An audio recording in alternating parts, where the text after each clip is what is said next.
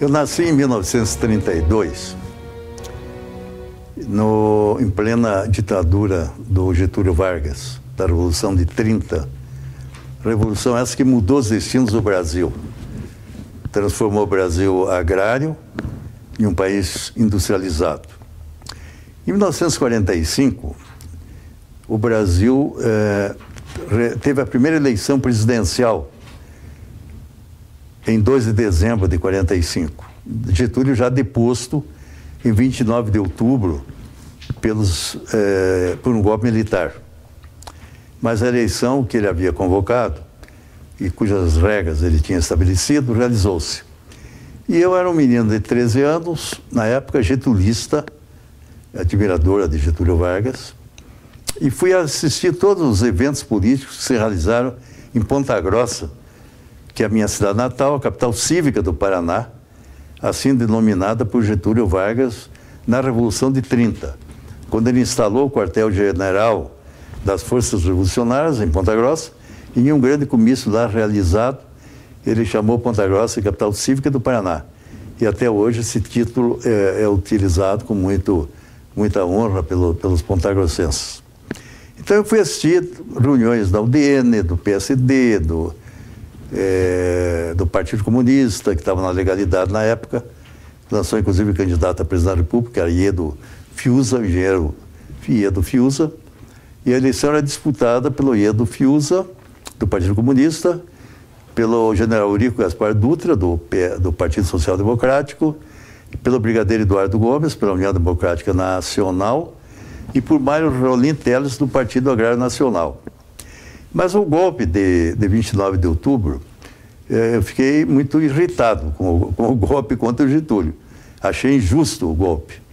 E eu não quis apoiar o Dutra, apesar do Getúlio ter apoiado o Dutra poucos dias antes da campanha, que aliás elegeu o Dutra, porque todas as pesquisas apontavam para a vitória do brigadeiro Eduardo Gomes da União Democrática Nacional. Mas eu resolvi então apoiar o Mário Rolim Telles, que era o candidato do Partido Agrário Nacional. Era um partido inexpressivo, um candidato inexpressivo que no Brasil inteiro fez 6.500 votos. Mas em Ponta Grossa ele fez 102 votos, porque o farmacêutico da cidade, o Cito Ribas, ele imprimiu as células, naquela época era célula comum, e eu distribuí essas células nas construções.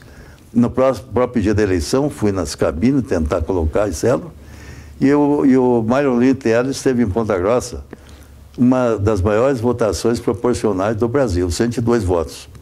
A maior votação dele foi em Macapá, que lá em Macapá o pessoal também resolveu apoiá-lo, e ele teve alguns tantos eleitores lá. Então, a rigor, eu fiz a minha iniciação política desse jeito. Depois, em 1948, eu ingressei no Partido Trabalhista Brasileiro. Eu estudava em Curitiba, estava na Pensão Mendes, ali na Praça Tiradentes, e a sede do PTB, chamada Sede das Goteiras, ficava ali na Praça Tiradentes. E eu vi que tinha reunião, digo, vou lá. E fui lá, cheguei lá, fiz um discurso, com 16 anos na época, e entrei no PTB. O presidente do PTB na época era o Júlio Rocha Xavier, que foi presidente da Assembleia Legislativa do Paraná. E foi uma figura preeminente do trabalhismo aqui em Curitiba. Então eu entrei no PTB e logo em seguida, aos 18 anos, eu já estava no diretório estadual do PTB, porque houve uma intervenção no PTB do Paraná, pelo Danton Coelho, que era o presidente nacional do PTB na época, e tiraram o Abilon de Souza Naves da presidência e nomearam uma comissão provisória, que era integrada pelo Estevão Ribeiro Souza Neto, lá de Ponta Grossa, pelo Paraíro Borba, pelo pai do Roberto Requião, que era um médico, e essa comissão provisória não conseguiu apresentar nem chapa na convenção. Souza Naves tinha uma liderança muito forte, e na convenção ele se elegeu, voltou a ser presidente. E eu já passei a integrar o diretório estadual do PTB aos 18 anos. E aqui em Curitiba, no diretório municipal também, logo dei presença e fui escolhido vice-presidente da Mocidade Trabalhista, que era o movimento dos jovens da época. E logo também eu me elegi, bem garotão, com 25 anos, secretário-geral do PTB do Paraná, onde eu fui exercer esse cargo por 9 anos. E fui presidente do PTB de Curitiba por 5 anos. Bom, daí o Souza Naves, que se elegeu senador, com uma votação espetacular, né, na eleição de 1958. Souza Naves se elegeu senador, suplantando quase o dobro da votação dos outros 2 candidatos, que era o coronel Paulo Soares pela UDN e o desembargador José Munhoz de Mello pelo PSD. E elegeu-se prefeito de Curitiba, o general Iberê de Matos. O Ney Braga não conseguiu eleger seu sucessor. Ele perdeu, ele foi um prefeito dinâmico em Curitiba, um bom prefeito, mas perdeu a eleição para o PTB com o general Iberê de Matos.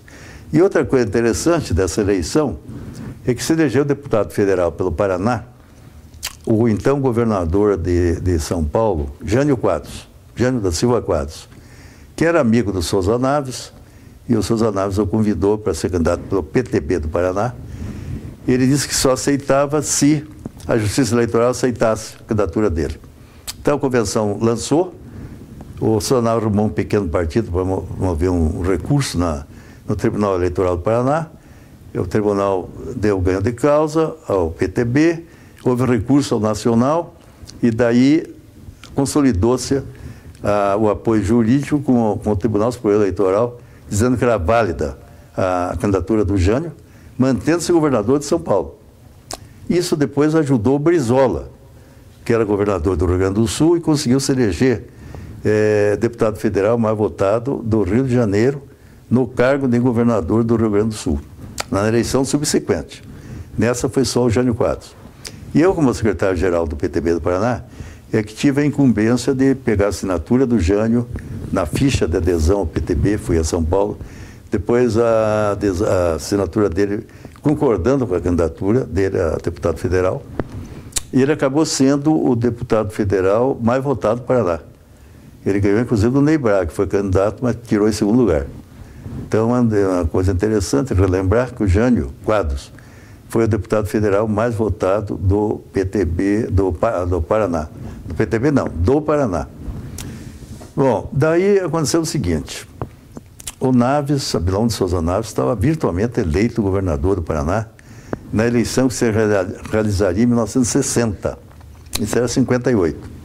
Mas daí, no dia 12 de dezembro de 1959, em um jantar na Sociedade Morgenal, oferecido ao Souza Naves pelos seus antigos companheiros do IAPC, ele era funcionário do IAPC, Instituto de Aposentadoria e Pensões Comerciais, ele teve um infarto fulminante e morreu na própria Sociedade Morgenal, Souza Naves, em 69. Então, criou-se um hiato político no Paraná e eu era secretário-geral. E eu, inclusive, tive a oportunidade, nessa fim do ano, de ir 2 vezes a São Borja, conversar com o João Goulart, que estava lá em São Borja. E tinha um problema aí relacionado à Caixa Econômica Federal, e eu fui a São Borja, fui e voltei de avião pequeno, em dezembro e depois em janeiro.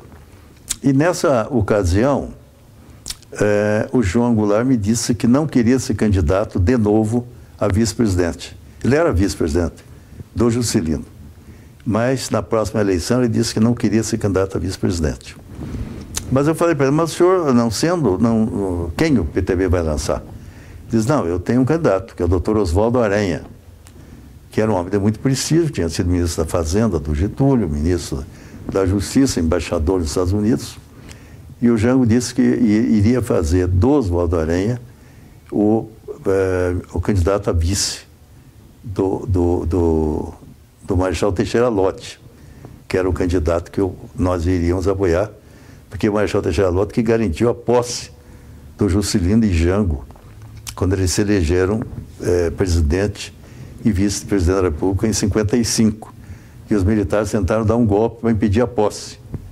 Daí o Marechal Teixeira Lott fez aquele famoso movimento de retorno aos quadros constitucionais vigentes, teve esse nome, e garantiu a posse do Juscelino e do Jango, e daí permaneceu no Ministério da Guerra. era então assim chamado Ministério da Guerra. E por isso virou o candidato a presidente do PSD, apoiado pelo PTB. E nessa ocasião também, o Abilon de Souza, o João Goulart, me convidou, ele era presidente nacional do PTB, né? E o Abilon de Souza Naves era vice. O PTB tinha 4 vices, que era o Santiago Dança, o Baeta Neves, eu acho que o Ari Pitombo e o Souza Naves. Daí o Jango me convidou que eu queria que eu fosse o substituto do Souza Naves na Executiva Nacional do PTB. E realmente eu fui convocado pela Executiva Nacional para substituir o Abilon de Souza Naves. E me transformei em vice-presidente, um dos 4 vice-presidentes nacional do Partido Trabalhista Brasileiro. Mas aqui no Paraná, com a morte do Abilon de Souza Naves, surgiram as candidaturas, faladas, as candidaturas do Nelson Maculan, que era o suplente do Senado do Souza Naves. Assumiu o Senado no lugar dele. Do Amaury de Oliveira e Silva, que era um deputado estadual, que era o líder da bancada do PTB na Assembleia. E mais tarde se transformou em ministro do Trabalho do João Goulart, que foi cassado, também exilou-se do Uruguai, junto com o Jango. Mas era um rapaz muito talentoso, o Amaury de Oliveira e Silva, de Londrina. E também foi ventilado o nome do general Iberê de Matos, que não interessou-se, que era o prefeito de Curitiba, e acabou prevalecendo a candidatura do Nelson Maculan com a desistência do Amaury de Oliveira e Silva. Isso em 1960. Eu, nessa ocasião, era deputado estadual pelo PTB. Eu fiquei suplente, mas morreu o Mário de Barros, que era deputado estadual, e logo virei, já estava convocado, eu, na Assembleia, virei deputado estadual. Eu era deputado estadual lá na Assembleia. Bom, daí nós perdemos, houve o sepultamento do Souza Naves, foi uma grande mobilização popular em Curitiba, porque ele tinha um prestígio imenso, né? Não só em Curitiba, como no Paraná inteiro. Hoje é difícil uma cidade do Paraná que não tenha uma praça Souza Naves, uma rua Souza Naves, uma avenida Souza Naves. E foi interessante que o Jânio Quadros veio, o João Goulart também, e o Jânio agarrou as mãos do João Goulart por baixo do caixão para ser fotografado e filmado. Porque o Jânio Quadros era um sujeito que sabia se promover. Ele era um marqueteiro inato, né? Então, assim que se elegeu vereador em São Paulo, vereador, deputado estadual, governador de São Paulo e presidente da República. Em uma escalada rápida. E sem partido. Ele acabou não sendo candidato pelo PTB, foi pela UDN, quando o Lacerda desistiu, e ganhou a eleição do Marechal Teixeira Lott. Mas o João Goulart, daí ficou Oswaldo Aranha, então, candidato do PTB a vice. E houve um jantar lá no Rio de Janeiro, em homenagem ao almirante Lúcio Meira. Esse almirante Lúcio Meira, no governo Juscelino, foi o presidente do GEA, o Grupo Executivo da Indústria Automobilística. Era um grupo que foi criado pelo Juscelino para incentivar a indústria automobilística no Brasil. Juscelino que trouxe a Volkswagen, na época a DKV Mag também era uma indústria, na época, aqui no Brasil, de automóvel, né? Então, esse almirante era do GEA e daí você fez um jantar na revista Visão em homenagem ao Lúcio Meira, no Rio de Janeiro. Que eu estava presente, estava o João Goulart, estava o Marechal Teixeira Lott ao lado. Isso foi mais ou menos em março do ano da eleição. Daí o João Goulart foi chamar no telefone, ele foi atender o telefone, daí ele voltou e falou com o Marechal Teixeira Lott: olha, Marechal, o seu vice acaba de morrer. O Oswaldo Aranha tinha aceitado a candidatura, os jornais já tinham divulgado na época que ele seria o candidato a vice do Teixeira Lott, no lugar do João Goulart, porque o João Goulart não queria. Daí o Jango comunicou ao Lott: olha, seu vice acabou de morrer, tem um infarto fulminante. Daí o Jango acabou sendo compelido a aceitar a vice e foi candidato a vice do Lott. E se elegeu vice, embora o presidente tenha sido eleito o Jânio, porque naquela época o eleitorado votava para presidente e para vice. Não é como hoje que a candidatura é vinculada, né? Vice-prefeito, vice-governador, não é votado. Quem é votado é o cargo maior. Naquela época votava. Então houve essa situação que o Jango virou vice do Jânio Quadros, que que foi eleito presidente. O Marechal Teixeira Lott perdeu a eleição. E nós aqui no Paraná perdemos para o Ney Braga, que com a morte de Souza Naves, o Ney Braga se agigantou e foi para o interior, e etc., se mobilizou e se elegeu governador em 1960. O Maculan perdeu, o Nelson Maculan, para o Ney Braga. Bom, daí o João Goulart assumiu a presidência da República na renúncia do Jânio. O Jânio renunciou 7 meses depois, e eu estava em Brasília, porque eu era da Executiva Nacional, e fui a Brasília acompanhar os acontecimentos. O Lacerda estava fustigando o Jânio Quadros. Carlos Lacerda, que era governador da então Guanabara. E eu estava no gabinete do Almino Afonso, que era o líder do PTB, quando o Auro Moura Andrada passou com o Pedroso Horta, que era ministro da Justiça do Jânio, portando a renúncia do Jânio, numa sexta-feira. Daí o Auro foi lá para a mesa e convocou uma assembleia, uma reunião do Congresso Nacional e comunicou: acaba de receber em 5 linhas a renúncia do Jânio Quadros. O Jânio respondeu: por esse instrumento renuncio à presidência da República, assinado Jânio Quadros. Daí o líder do Jânio quis pedir a palavra, o Leomar Balheiro. O Auro não deixou. Não, está encerrada a sessão, isso é um ato unilateral e não comporta discussão. Está vaga a presidência da República e convoco o Raniero Mazzilli, que era o presidente da Câmara, substituto do... Porque o João Goulart estava na China comunista. E às 5 horas houve a posse do Raniero Mazzilli na presidência da República. Que o vice, que era o João Goulart, o Jânio tinha mandado em missão para a China, lá no Mao Tse-tung, para discutir relações econômicas com o Brasil. Como o João Goulart estava ausente, assumiu o Mazzilli. E os ministros militares, então, que eram o... não me lembro agora o nome, acho que é o Grumos, da Aeronáutica, o Silvio Eck, da Marinha, e o Odílio Diniz, da Guerra. Baixaram um comunicado impedindo a posse do Jango, dizendo que não admitiam a posse do João Goulart. Que se ele retornasse ao Brasil, seria preso. O Jango soube disso lá na China, da renúncia do Jânio Quadros, e voltou ao Brasil em uma viagem longa. Ele veio por Paris, depois foi para os Estados Unidos, para se comunicar com o Brasil, saber dos acontecimentos. Enquanto isso, o Leonel de Moura Brizola, que era governador do Rio Grande do Sul, mobilizou o Rio Grande e o Brasil até na cadeia da legalidade, através da Rádio Guaíba, de Porto Alegre. E foi mobilizando o povo em defesa da posse do João Goulart, da democracia. Aqui em Curitiba nós fizemos um movimento grande, com o general Iberê de Matos, inclusive era o prefeito. Organizamos a mobilização popular aqui, que eram pessoas que se inscreviam para uma eventual luta armada, né, em favor da posse do João Goulart. Esse movimento foi crescendo e o João Goulart foi vindo devagar para o Brasil. Enquanto isso, no Congresso Nacional, o Tancredo Neves teve um papel importante nisso aí. Eles estavam buscando fórmulas para resolver o impasse político. E daí surgiu a ideia do parlamentarismo, de adotar o parlamentarismo, que reduzia os poderes do João Goulart, e com isso os militares poderiam aceitar a posse do João Goulart na presidência. E daí o Tancredo foi encontrar o João Goulart já em Montevidéu. O João Goulart já tinha voltado para Montevidéu. Aliás, já estava em Montevidéu para vir para Porto Alegre. Tancredo Neves foi encontrá-lo com a proposta do parlamentarismo e o João Goulart aceitou assumir a presidência pelo parlamentarismo, para evitar uma luta fratricida entre o povo brasileiro, uma guerra civil no país.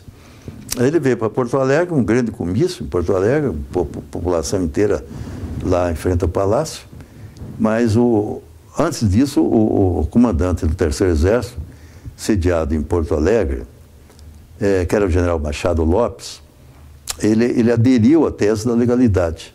Ele foi visitar o Brizola e imaginava que ele ia prender o Brizola, mas ele foi lá e deu apoio ao Brizola, que era o comandante do Terceiro Exército. E com isso, o Rio Grande juntou, além da Brigada Militar, o Exército. E embora os 3 ministros militares tivessem determinado que bombardeasse o Palácio Piratini, etc., a Aeronáutica não obedeceu em Porto Alegre. Então formou-se uma unidade, praticamente, no Rio Grande do Sul pela posse do João Goulart. Isso se alastrou pelo resto do Brasil, muitas adesões e tal.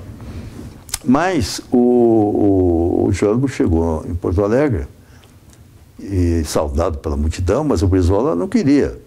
O Brizola queria que ele subisse, repetindo 30, com o povo, até assumir o poder em Brasília. E o Jango não discursou, inclusive, e aceitou o parlamentarismo, aceitou assumir. E daí foi para Brasília e assumiu no dia 7 de setembro, interessante a data, que é aniversário da independência do Brasil. A renúncia do Jânio foi no dia do soldado, dia 25 de agosto. O Jânio renunciou, de 1961. E a posse do João Goulart foi em 7 de setembro daquele mesmo ano. Bom, daí o João Goulart assumiu a presidência da República. E eu era candidato, apoiado pelo PTB de Curitiba, a prefeito de Curitiba. Que eu era antes de ser deputado estadual, fui secretário particular do prefeito Iberê de Matos, aqui em Curitiba. E o PTB, do qual eu era presidente, lançou a minha candidatura a prefeito. Daí nós estávamos reunidos com o Jango, a bancada estadual federal do PTB do Paraná, executiva, discutindo lá os assuntos e tal, composição do governo. E o Jango perguntou: e Léo, como é que está a tua candidatura a prefeito de Curitiba?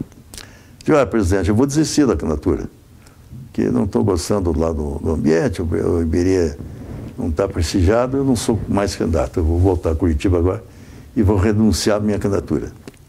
Daí, quando terminou a reunião, o Jango, todo mundo se despediu do Jango, e ele disse para mim: olha, eu quero que tu fique aqui, porque eu quero conversar contigo. Eu fiquei, né? Daí ele disse: eu quero te nomear diretor da carteira de crédito agrícola e industrial do Banco do Brasil.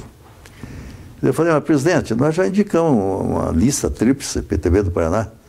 Nossa lista tríplice era o deputado federal Miguel Bufara, de Paranaguara, o Renato Celidônio, engenheiro agrônomo de Maringá, e o Wilson Cheidite, que era funcionário do Banco do Brasil, que tinha sido do gabinete do Souza Naves, do Abilão de Souza Naves, que foi também diretor da CREAI do Banco do Brasil, no governo do Juscelino Kubitschek de Oliveira. Que na época era um cargo muito importante, porque só o Banco do Brasil que dava financiamento de crédito rural aos agricultores. Mas depois disso, os bancos privados passaram também a financiar, tirando 10% de depósito compulsório para empregar em financiamento agrícola. Naquela época era exclusivo da carteira agrícola do Banco do Brasil. Daí o Jango me disse: mas tu fica quieto, não fala para ninguém, mas eu vou te nomear diretor da CREAI do Banco do Brasil. Bom, daí o Miguel Bufara fez um movimento, que ele era deputado federal do Paraná, né? Pegou a assinatura de todos os deputados federais do Paraná, no Brasil, do PTB, indicando ele para esse cargo.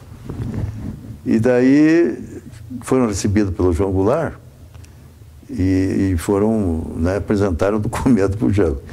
Daí o João Goulart falou: você me desculpe, mas eu não estou nomeando deputado para esses cargos. Eu só nomeio deputado para cargos que a Constituição permite. No caso desse cargo, não podia, tinha que renunciar. Como eu renunciei a deputado estadual para ser diretor da CREAI. E daí comunicou para o pessoal que ele ia me nomear. Eu vou nomear o Léo da Benda Neves, porque eu preciso dele aqui comigo. Ele é um dos vice-presidentes do PTB nacional, né? E, ele pediu para mim, o Jango, naquele encontro lá do Palácio, que ele disse que ia me nomear, que eu fizesse uma carta para ele renunciando à presidência do PTB, licenciando-se da presidência do PTB, que era parlamentarismo, e ele não queria, então, continuar presidente da República e presidente do PTB. Aí eu preparei a carta e entreguei para ele no outro dia e tal, que aliás ele nunca apresentou. E assim eu virei diretor da carteira de crédito agrícola industrial do Banco do Brasil, que é um cargo realmente muito forte. E o Wilson Cheidi, esse que era um da lista, eu nomeei para o meu gabinete. Sim, porque o Jango falou: olha, o Wilson Cheidi, ele era um camarada de porte médio no banco. Ele disse: eu não posso nomear um major para comandar o exército. O Banco do Brasil não vai aceitar hierarquicamente. O Miguel Bufara é deputado federal, não quer nomear deputado federal. E o Renato Celidônio é um bom elemento, mas é novo no partido, que era esse de Maringá. Depois foi caçado também, sabe? Como deputado federal. Então eu vou ter que nomear. E me nomeou. Fui eu lá, diretor da CREAI do Banco do Brasil. Mas continuei vice-presidente nacional, um dos 4 vices do PTB nacional. Mas daí veio o golpe de 64. Eu estava no Rio e no dia 31 de março, quando o general Mourão Filho movimentou-se lá de de Belo Horizonte rumo ao Rio de Janeiro, com as tropas, eu fui para o Palácio Laranjeira, onde o Jango estava. Lá falei perante uma cadeia de rádio que foi instalada lá, Rádio Nacional e outras, para todo o Brasil, conclamando o povo à resistência. Em particular, Ponta Grossa e Telêmaco Borba, onde eu tinha uma boa situação política também. E era uma terra de trabalhadores. E o Jango, daí, no dia seguinte, foi para Brasília, de Brasília foi para Porto Alegre, e não quis resistir. Por que ele não quis resistir? Porque ele soube pelo seu ex-ministro Santiago Dantas, Clementino Santiago Dantas, que foi ministro da Fazenda do Jango e que era deputado federal por Minas Gerais, ele soube que ele tinha os amigos dele de Minas, né? Afonso Arinos foi nomeado ministro das Relações Exteriores pelo Magalhães Pinto, que era governador de Minas. Organizaram um governo provisório em Minas, né? E o Jango soube pelo Santiago Dantas, que soube pelo Afonso Arinos, que os Estados Unidos iriam reconhecer o governo provisório lá de Minas e que a esquadra americana já estava se deslocando para Santos, era a Operação Brother Sun, para dar apoio ao regime militar, à ditadura, ao golpe, né? Então o Jango viu que resistir não valia a pena porque haveria intervenção militar dos Estados Unidos no Brasil e, evidentemente, o país seria engolfado em uma guerra civil tipo Vietnã. Então ele não quis resistir pela segunda vez. Então a história vai dever ao João Goulart ter evitado por 2 vezes o derramamento de sangue do povo brasileiro. Primeira vez na sua posse, que ele aceitou o parlamentarismo, em 1961, e depois na sua deposição em 64. Porque quando ele chegou em Porto Alegre, o João Goulart, com a Maurício Silva e outros, o general Ladário Telles, que ele tinha nomeado comandante do Terceiro Exército, já tinha assumido, conseguiu assumir, e tinha uma boa base para a resistência. E o Brizola tinha uma força na brigada, e houve uma reunião, e o Brizola insistiu que houvesse resistência. O Brizola pediu para o Jango para que ele nomeasse ele, Brizola, ministro da Fazenda, e o general Ladário Telles, ministro do Exército, e fosse para a resistência.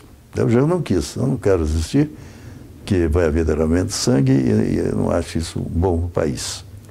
E foi embora para o exílio e acabou morrendo no exílio. E hoje se discute, houve até, como é que chama? Foi o enterro do Jango. Foi o enterro do João Goulart, dia 6 de dezembro de 1976. Eu estava no Rio de Janeiro, mas vinha a São Paulo e fui para lá. Até peguei carona com o Pedro Simone, um avião pequeno, que era o líder do MDB na Assembleia Legislativa. Mas não puderam nem abrir o caixão, né? Não se pôde nem abrir o caixão. Lá no enterro falou o Pedro Simone e o Tancredo Neves, foram os oradores. E ficou estranho porque eles criaram dificuldade até para a entrada do Jango no Brasil. E não fizeram autópsia, necrópsia, nem na Argentina, nem no Brasil. E um atestado médico dizia o seguinte: morreu de doença. O médico lá na Argentina, do médico argentino, fala, morreu de doença. E depois houve o depoimento de um preso no Rio Grande do Sul, uruguaio, que disse que pertenceu ao Serviço Secreto Uruguaio, em que ele declara que eles tinham um movimento para assassinar o João Goulart, na Operação Condor. Essa Operação Condor era das ditaduras da Argentina, Chile e Uruguai, que pegavam os presos políticos e traziam para... cada país pegava no outro país os seus vamos dizer, inimigos. E então há uma dúvida se o Jango foi realmente assassinado. E é estranho que num prazo muito curto, de 10 meses, morreram Juscelino, num acidente, suposto acidente, na estrada Rio-São Paulo, indo de São Paulo para o Rio. O Carlos Lacerda, que era um homem sadio, ficou doente, foi para o hospital e morreu. E o Jango. Então há uma dúvida, e esses 3 homens tinham se unido na Frente Ampla. O Lacerda sempre foi muito inimigo do Getúlio, inimigo do Jango, fez campanha feroz a favor do regime do golpe militar, mas depois rompeu o golpe militar porque ele queria eleição. Então eles se uniram na Frente Ampla. O Juscelino estava exilado em Paris e Lisboa na época, o Lacerda foi lá, acertou com ele, e depois foi a Montevidéu, acertou com o Jango. E lançaram um manifesto de lançamento da Frente Ampla, cujo objetivo principal era restabelecer a democracia no país, restabelecer as eleições diretas e a liberdade democrática, acabar com a tortura, com as prisões, com as mortes e os exílios de político. Aqui no Paraná, na época, eu consegui mobilizar o MDB para apoiar a Frente Ampla, por unanimidade. O partido apoiou a Frente Ampla. E fizemos em Maringá um grande comício da Frente Ampla, com a presença do Carlos Lacerda. Muita gente, muita vibração, muito entusiasmo. O comício era o retorno à democracia, a tese era essa. Bom, a ditadura assustou-se com isso, porque a gente ia fazer outros comícios em Belo Horizonte, em outras cidades. O que a ditadura fez? Fechou, por um ato discricionário, a Frente Ampla. Caçou, que até então ele não era caçado, o Carlos Lacerda. E prendeu o Carlos Lacerda. Então a ditadura radicalizou. E há uma dúvida se não foi a ditadura que assassinou os 3 homens da Frente Ampla. Quer dizer, o Juscelino Kubitschek, que aquele acidente é muito estranho, né? O motorista deu recentemente uma entrevista, o motorista do ônibus, onde o carro bateu, dizendo o seguinte, que levaram uma mala de dinheiro para ele confessar que ele tinha sido responsável pelo acidente. E há um outro depoimento de um médico legista, que o motorista do Juscelino teria uma perfuração de tiro na cabeça. Então agora está se restabelecendo investigação sobre a morte do Juscelino. Diz que foram apontadas 60 causas diferentes para a morte dele, que não autorizam que foi acidente, que diz que foi assassinato mesmo. E o Lacerda também ficou muito estranha aquela morte do Carlos Lacerda. Então foi isso. Bom, daí os estudantes se mobilizaram pelo Brasil todo, né, pedindo democracia. Houve a famosa passeata dos 100 mil lá do Rio de Janeiro, pedindo democracia. A Universidade de Brasília foi dizimada pela ditadura. Os professores foram expulsos, perderam os cargos, foi terrível o que aconteceu na Universidade de Brasília. Então houve muita manifestação, inclusive aqui em Curitiba, de estudantes, pedindo a reabertura democrática. Sim, porque eles fecharam a UNE, União Nacional dos Estudantes, as estaduais, a União Painense de Estudantes, a União Painense de Estudantes Secundários, tudo a ditadura fechou. E eu, como deputado federal, apresentei um projeto restabelecendo essas entidades estudantis, restabelecendo a UNE, restabelecendo a UPE e as demais do país. Não apoiaram, não aprovaram o meu projeto. E daí fizeram o AI-5, Ato Institucional número 5, que agudizou a ditadura. Primeiro eles fizeram o Ato Institucional número 2, após o golpe. Aí caçaram uma porção de gente. Depois fizeram uma Constituição de 67, Constituição Fajuta, aprovada pelo Congresso. Mas daí eles baixaram o AI-5, em 1968, dia 13 de dezembro de 68. E eu estava em Brasília. Bom, primeiro, daí eles pediram para processar o Márcio Moreira Alves. O Márcio era um deputado federal do Rio de Janeiro que tinha feito um discurso dizendo que as mulheres dos militares deviam fazer greve de sexo, e não comparecer ao desfile de 7 de setembro. Então os militares se consideraram ofendidos e pediram a cassação, licença para processar o Márcio Moreira Alves. Daí na votação na Câmara, nós votamos contra a votação secreta, contra a cassação do Márcio Moreira Alves. Daí com esse pretexto eles baixaram o Ato Institucional número 5. Eu nesse dia era patrono da turma de engenheiros agrônomos do estado do Paraná, em cuja escolha eu derrotei o Ney Braga, que tinha sido ministro da Agricultura, do Castelo Branco, e o Ivo Arzua, que era o ministro da Agricultura do Arthur da Costa Silva. Na escolha para patrono, eu derrotei os dois, eu fui escolhido. Porque eu, como diretor da CREAI do Banco do Brasil, eu prestigiei muito os agrônomos do Banco do Brasil, da CREAI, porque eles davam assistência técnica e orientação para os nossos mutuários, para os nossos clientes, principalmente os pequenos proprietários. Então, em agradecimento e tal, a classe agronômica me escolheu como patrono da turma. E eu, então, vim para Curitiba nesse dia. Era um avião da VASP, que fazia escala em São Paulo às 14 horas, foi o que eu vim. Fez a escala e veio. O avião das 15 horas, eles já prenderam os deputados que desceram do avião em São Paulo. Mas o meu chegou, e eu fui para a solenidade. Daí o Flávio Suplicy Lacerda, que era o reitor, que geralmente patrono não fala só para ninfo, né? Daí ele perguntou para mim, você quer falar? Eu digo, quero. Daí mandei braço, fiz o meu último discurso político, entendeu? Como patrono dos engenheiros agrônomos da turma de 1968. Bom, daí fechou o Congresso, né? Eles fecharam o Congresso Nacional, com a I5, e fecharam as Assembleias Legislativas de todo o Brasil, né? Câmaras de Vereadores, ficou tudo fechado. Daí, em 13 de março de 69, eu fui cassado. Houve uma reunião do Conselho de Segurança Nacional, em Petrópolis, o Costa Silva estava lá. O que é o Conselho de Segurança Nacional? É o Presidente da República, os ministros militares, os demais componentes do Ministério, e as cassações de mandato eram feitas pelo Conselho de Segurança Nacional, que é esse tal de Ministério. Mas nós, cassados, não ficávamos sabendo dos motivos. A gente sabia que foi cassado pela Voz do Brasil e no dia seguinte saiu no Diário Oficial.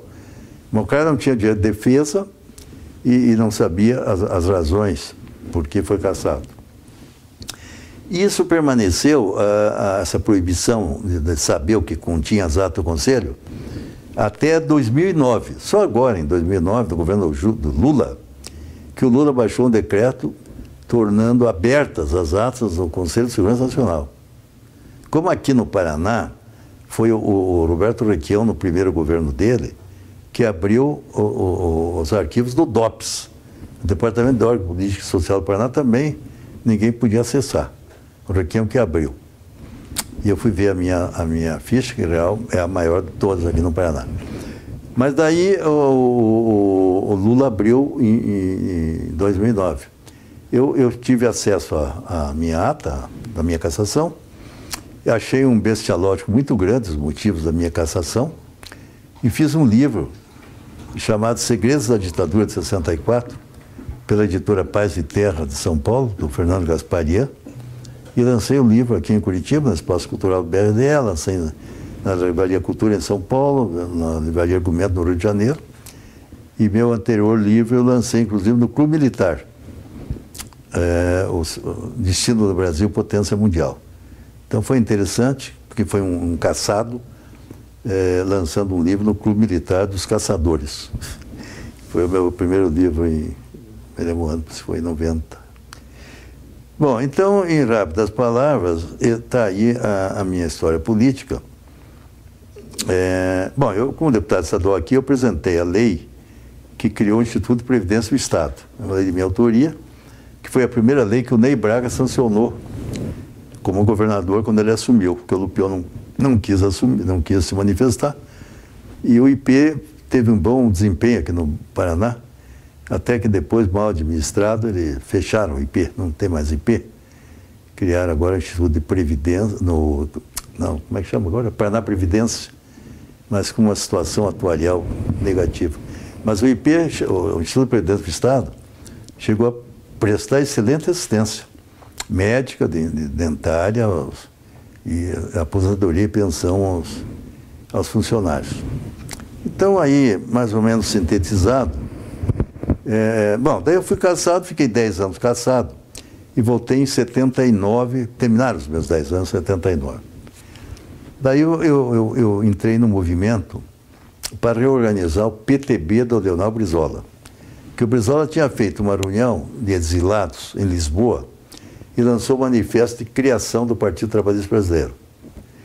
E eu, então, aqui no Paraná, entrei nesse movimento de criação do PTB do Brizola. E em outros estados, os PTBistas entraram nesse movimento. Quando o Brizola retornou ao Brasil, por Foz do Iguaçu, eu compareci, eu e outros companheiros, poucos, lá na entrada do Leonel Brizola em Foz do Iguaçu. E daí tivemos uma reunião grande lá, depois o Brizola foi para o Rio Grande, foi a São Borja, foi ao Rio. E nesse PTB do Brizola, da comissão provisória, tinha que ter uma mulher. Aqui no Paraná nós pusemos a Neide Azevedo Lima, que tinha sido presidente do movimento da anistia no Paraná. Tinha que ter um guerrilheiro. Pusemos um ex-guerrilheiro também, que era o Mendes, José Carlos Mendes, e tinha que ter um negro. Pusemos o presidente do 13 de maio, Sociedade 13 de Maio. E os demais podiam ser os políticos mesmo, né? Então nós fizemos essa comissão provisória e tínhamos diretório já em Ponta Grossa, Londrina. Fizemos reunião com o Brizola, enormes. Depois, né, o Brizola veio de lá. Primeiro para receber o título, que ele não tinha recebido ainda, de cidadão honorário do Paraná, na Assembleia Legislativa.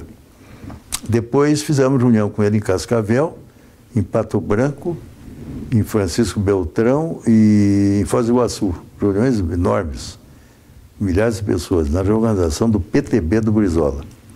Mas daí o general Golberedo Costa e Silva, que era um mago do regime, era a cabeça pensante do regime militar, fez uma jogada e colocou, fez o Tribunal Superior Eleitoral aprovar o PTB da Ivete Vargas, cujo marido trabalhava no Serviço Nacional de Informações com o Golbery, ou seja, era um cara do regime, do sistema.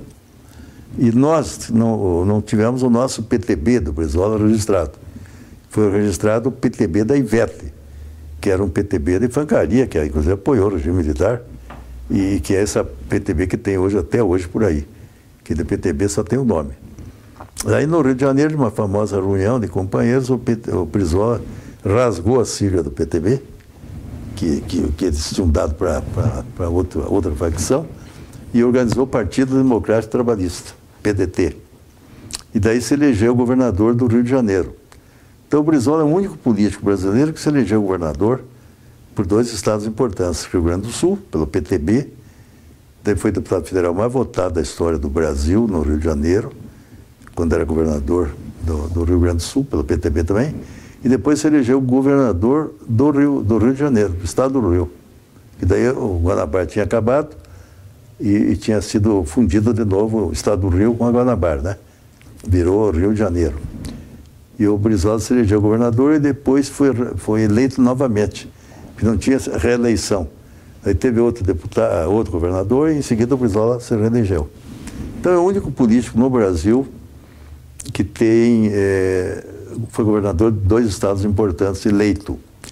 Mas esta Globo, Rede Globo Televisão, moveu uma campanha feroz contra o Leonel Brizola, com inverdades, com mentiras, com não sei o quê, para tentar desmoralizá-lo. Porque, de certa forma, conseguiram.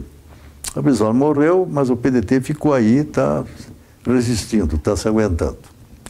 Então é isso, em rápidas palavras.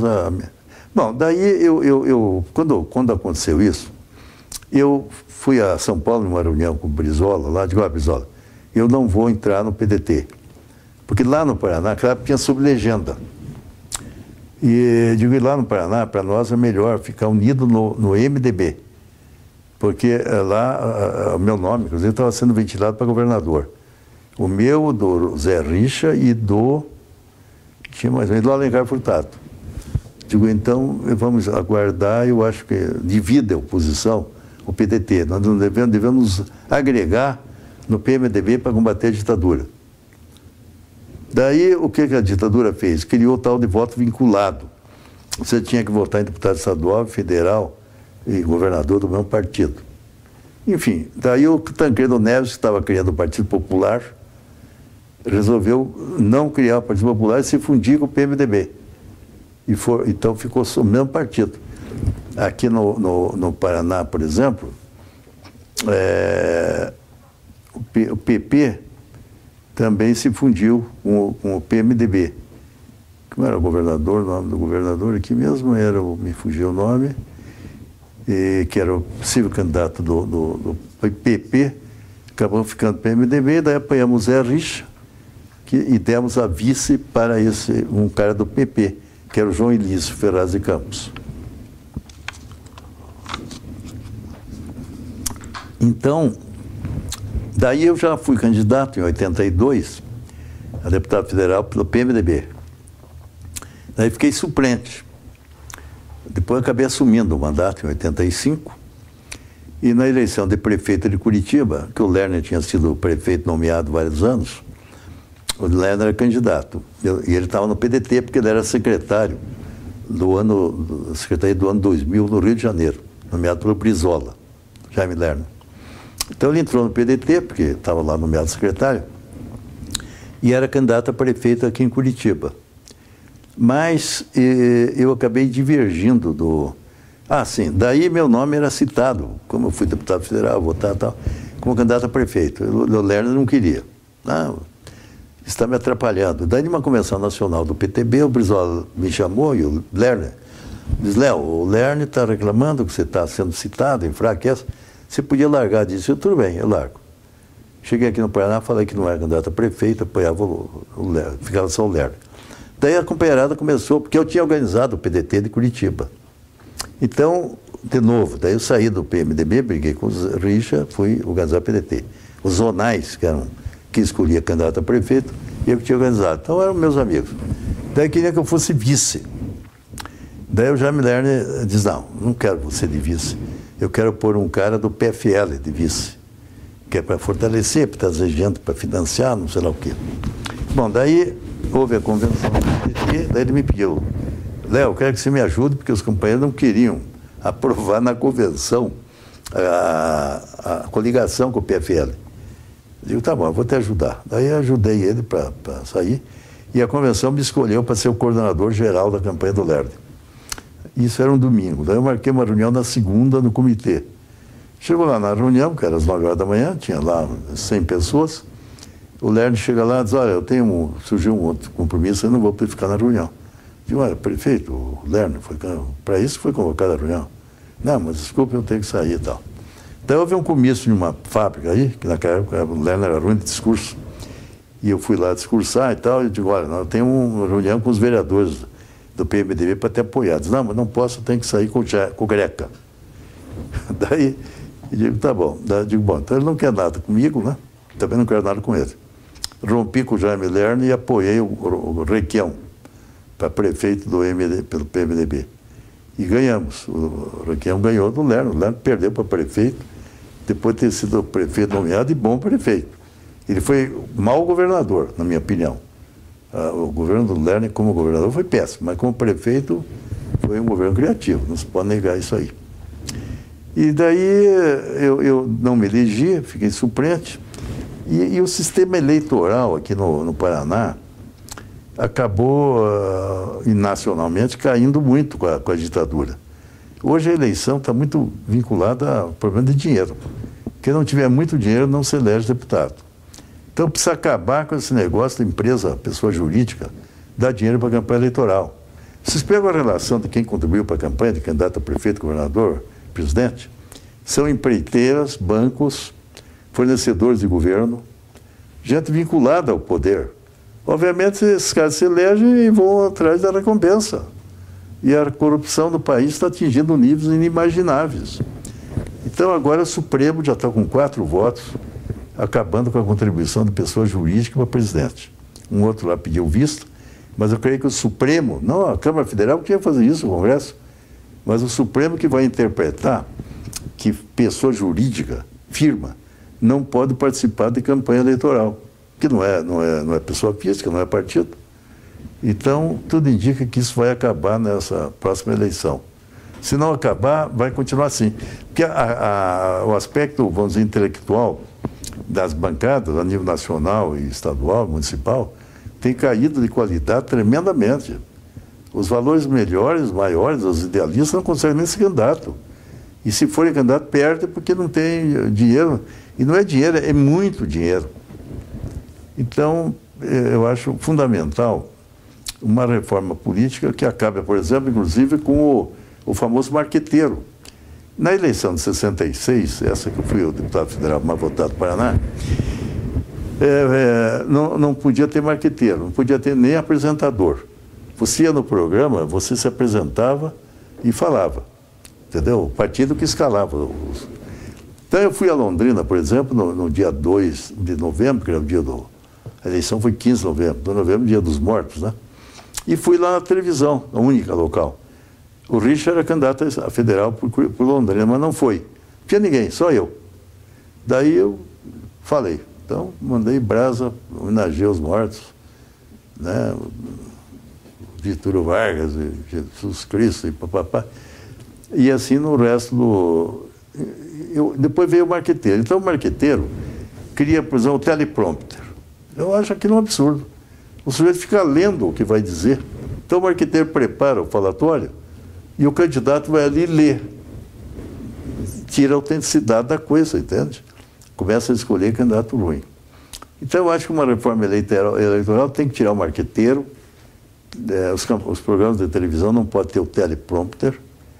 E tem que tirar a pessoa jurídica da contribuição financeira. Pode manter até a pessoa física, mas com um teto. Ou um salário mínimo, ou 2 salários mínimos, ou um teto, um percentual sobre a renda do sujeito no imposto direto. E tirar a contribuição de pessoa jurídica para tentar moralizar. Eu acho isso básico e fundamental para haver uma modificação qualitativa da representação parlamentar no Brasil. Léo, se você me permite, voltando um pouco no passado, você teve uma atuação muito importante e ousada no MDB. Haja vista, por exemplo, aquele panfleto que você assinou em 68, falando de redemocratização, de justiça social, vários elementos. Você também participa da própria construção do MDB no Paraná. Você podia contar um pouco mais detalhadamente como foi esse processo? Isso é importante, pelo seguinte, daí, na verdade, o MDB, ele foi se formado basicamente no PTB, no pessoal do PTB. Alguns do PDC, aqui no Paraná o Zé Richard era do Partido Democrata Cristão. Mas os demais todos da bancada federal, estadual, eram do PTB antigo. Então aqui em Curitiba eu organizei o MDB de Curitiba. Daí os nossos vereadores de então saíram do partido, só ficou um, o Arlindo Ribas de Oliveira. Daí na eleição de vereador, que foi em outubro de 68, nós fizemos uma chapa razoável, e daí que eu fiz esse manifesto que você está referindo, e elegemos 7. De 1 passamos para 7 vereadores. Foi quando se elegeu o Maurício Fruit, pai do Gustavo Fruit, a Melcovitch entrou no MDB na época. Se elegeu o Daros, filho do Valdemar Daros, um outro deputado que foi cassado. O filho dele se elegeu vereador também. O Enéas Farias, que era um bom companheiro, se elegeu vereador nessa ocasião. O Harold Armstrong, que era um taxista, se elegeu. Tinha um rapaz de Santa Felicidade, que agora me esqueço o nome. Então elegemos 7. E a gente lutou contra a ditadura, uma eleição difícil, né? Porque a ditadura estava fresca, 68, ela era de 64, né? E conseguimos fortalecer bastante o MDB aqui em Curitiba e estávamos fortalecendo o partido também a nível estadual quando veio o AI-5, que daí dizimou de novo, que daí fui eu cassado, depois foi cassado o Alencar Furtado, que era um político fantástico, era um deputado de alto nível e que fez um programa de televisão junto com o Ulisses Guimarães.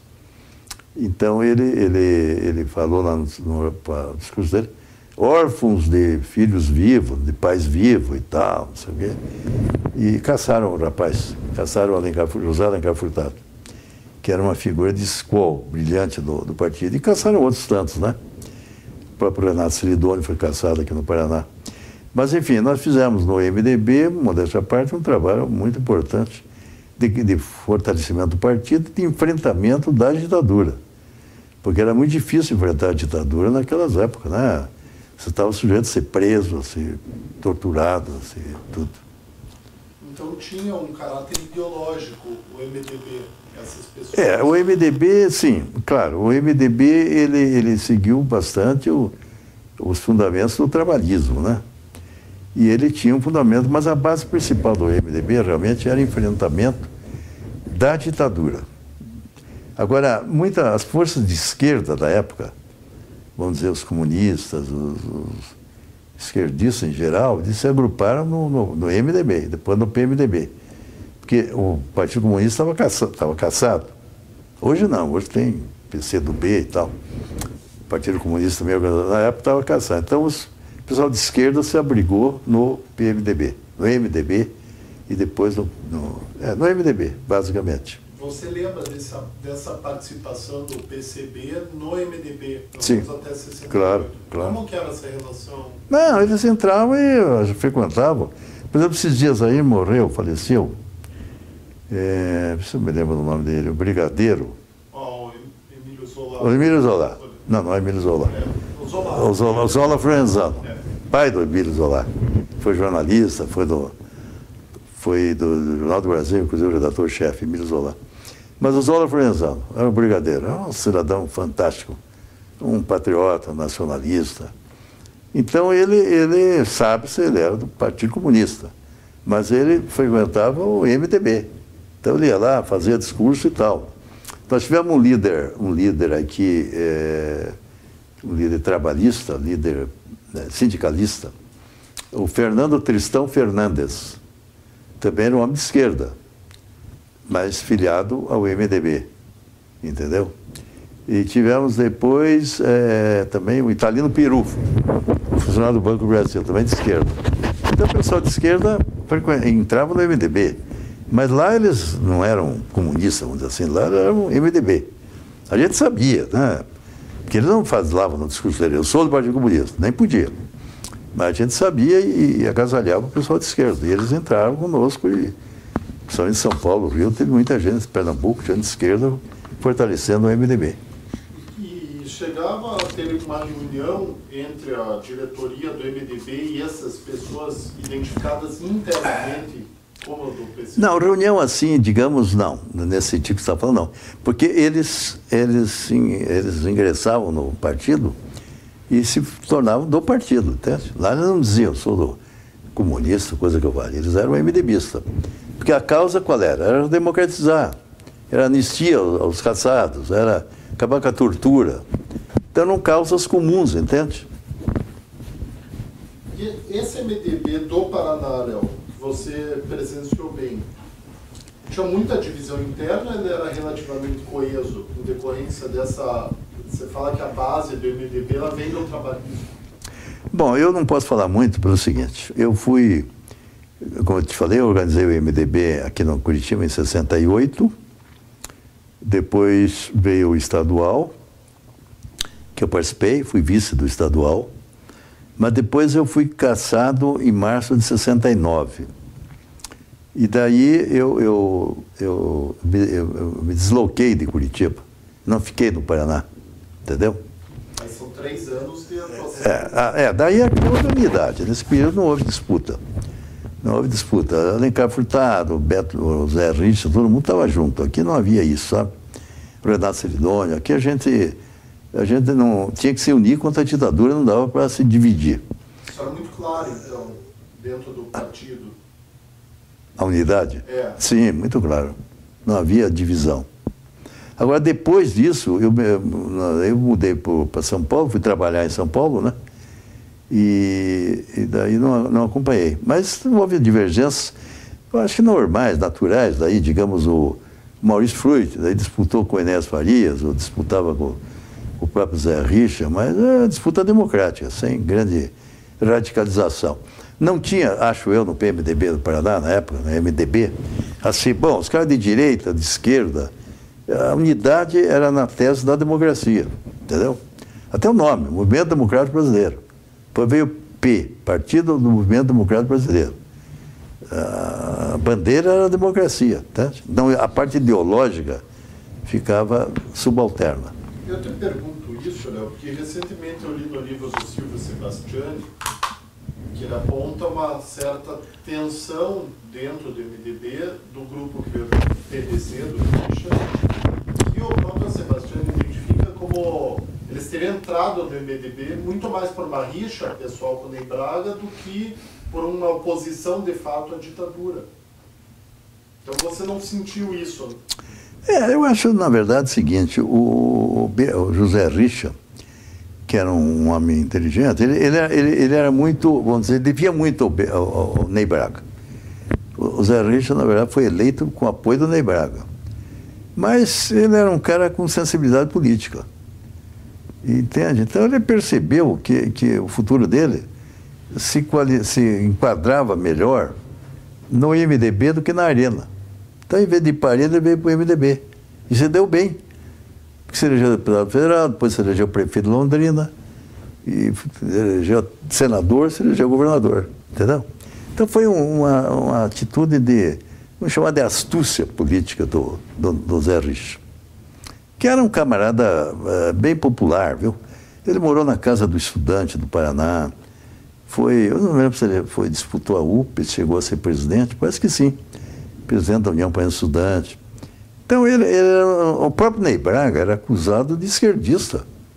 O Afonso Camargo Neto foi acusado, quase caçado no regime militar, como comunista, como esquerdista, que não era coisa nenhuma. Entendeu? Mas eles tinham posições, o PDC, a Democracia Cristã, mas às vezes se confundiam um pouco até com a esquerda. Então o Zé Richa foi a entrada do MDB foi uma atitude, vamos dizer, de inteligência política dele, na minha opinião. E não ideológica e tal, de malquerença com o Ney. Ele continuou se dando bem com o Ney. Mas, embora ele devesse o que era ao Ney. Como eu era ligado ao Abilon de Souza Naves, ele era ligado ao Ney Braga. Mas ele foi vivo, digamos, foi inteligente. Pegou o caminho certo. Léo, não sei se você percebeu, mas você não mencionou tua atuação na Câmara Federal, né, no período. Bom, eu na Câmara Federal, eu fui presidente da CPI da desnacionalização. Já naquela época tinha iniciado no Brasil um processo de desnacionalização da empresa brasileira. Porque o governo da ditadura estabeleceu regras, normas, que favoreciam o capital estrangeiro. Por exemplo, para a empresa nacional, o juro era mais alto. Quem viesse de fora, dinheiro de estrangeiro, tinha condições financeiras mais favoráveis. E eu, então, presidi essa CPI, organizei essa CPI, e essa CPI foi muito forte. Teve o Zé Hermílio de Moraes, por exemplo, que era um empresário grande, que tinha sido senador pelo PTB, eleito com Miguel Arraes, lá em Pernambuco. Quando o Miguel Arraes se elegeu governador, ele se elegeu senador. E ele foi, inclusive, presidente nacional do PTB, o Zé Hermílio de Moraes, que era um empresário nacionalista. Era um empresário, por exemplo, que tinha no Paraná, aí no oeste, a maior reserva de pinheiro do Paraná na época. Ele ia implantar uma indústria de papel lá, e a ditadura perseguiu muito ele e teve que vender. Os filhos deles não eram nacionalistas. O Antônio Hermílio de Moraes foi um bom líder até, mas não era. Agora o Zé Hermílio de Moraes era fantástico. Ele pediu para depor, eu quero depor na CPI. Então essa CPI da desnacionalização concluiu, eu fiz até um livro, saiu um livro, Desnacionalização, Crime contra o Brasil, o título do livro, que é a íntegra das conclusões dessa CPI. Eu fui membro também, uma atuação forte, na CPI da energia nuclear, porque havia uma intenção da ditadura também de reduzir o esforço do Brasil na área da energia nuclear. E nós entendíamos que era importante para o Brasil produzir urânio e enriquecer urânio e criar uma indústria de energia nuclear. Então eu fiz parte da CPI, e até o Aureliano Chaves, que era da Arena, que foi vice-presidente depois do Médici. Do Médici não, de quem que ele foi vice? Vice do Geisel, não, vice do Costa e Silva. Eu já fiz parte dessa CPI também. Pra você ter uma ideia, eu em Ponta Grossa, eu fiz uma palestra na Universidade do Paraná, de Ponta Grossa, de 2 horas e 20 sobre energia nuclear, na época. E compareceram uns 15 oficiais fardados da aeronáutica e do exército, porque o assunto interessava muito aos militares também, aos militares nacionalistas, entende? Porque havia um certo tentativa de entreguismo nessa área. E meu grupo, pretendia fortalecer uma solução nacionalista da energia nuclear. E todos os membros dessa CPI, que eram do MDB, foram caçados. Interessante.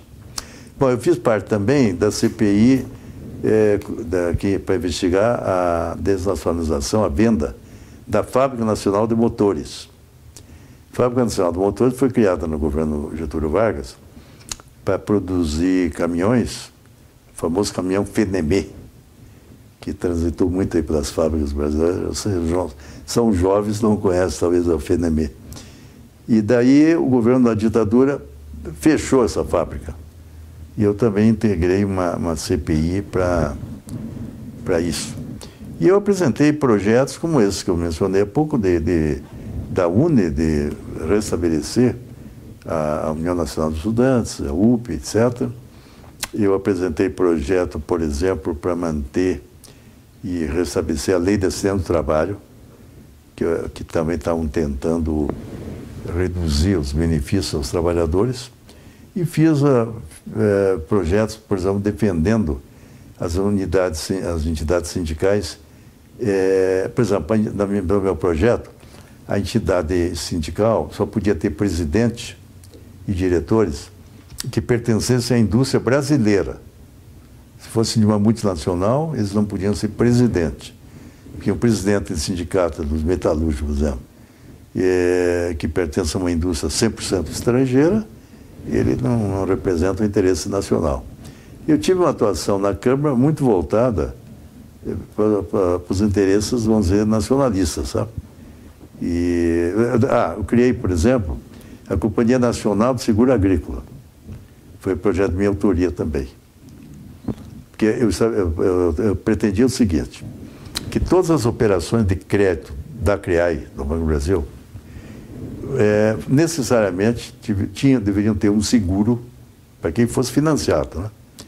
Ter um seguro, e esse seguro seria feito pela essa companhia Seguro Agrícola vinculada ao Banco do Brasil. Qual era o objetivo disso aí? Era diluir o risco, que se a indústria, vamos dizer, o plantio do trigo está sujeito a muita intempérie, a perder a safra, frustração de safra, outras tantas não. Então, você diluindo entre todas as operações, você podia aguentar, cobrir o risco dessas indústrias que tinham um problema maior, entendeu? Então, foi um outro projeto, modéstia à parte, que eu acho interessante. Eu criei também um projeto restabelecendo, porque eles tiraram do Banco do Brasil, essas empresas de financiamento eram tudo de banco privado. Eu propus a criação financeira do Banco do Brasil. Enfim, a minha atuação foi muito voltada para interesses nacionalistas, sabe? Você estava navegando na contracorrente da lógica do governo. Claro, que era entreguista. Você chegou a sofrer ameaças nesse sentido, Léo, até antes da cassação? Não, antes não. Eu fui caçado. Mas ameaça física, assim, não. E como foi a recepção dessas tuas posturas, desses teus projetos na Câmara? Olha, na verdade, o pessoal...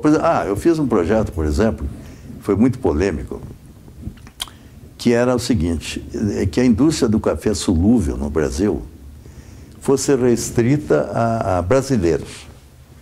Entendeu?